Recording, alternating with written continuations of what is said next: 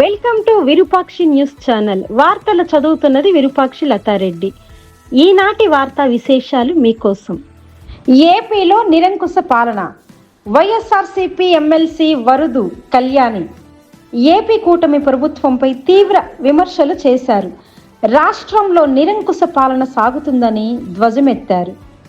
కూటమి ప్రభుత్వం పాలనలో విఫలమైందని అన్నారు. తమ తప్పిదాలను కప్పిపుచ్చుకోవడానికి నేతలు డైవర్షన్ పాలిటిక్స్ చేస్తున్నారని ఆరోపించారు.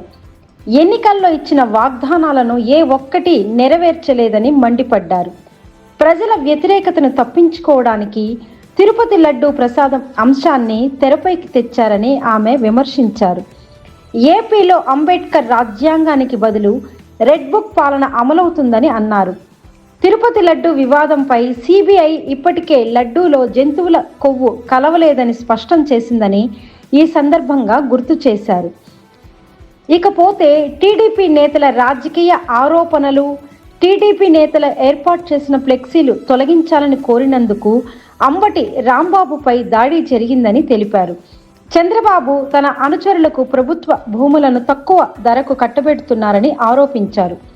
రాష్ట్రంలో ఎప్పుడు ఎన్నికలు జరిగినా ప్రజలు వైఎస్ జగన్మోహన్ రెడ్డిని సీఎం చేయడానికి సిద్ధంగా ఉన్నారని అన్నారు.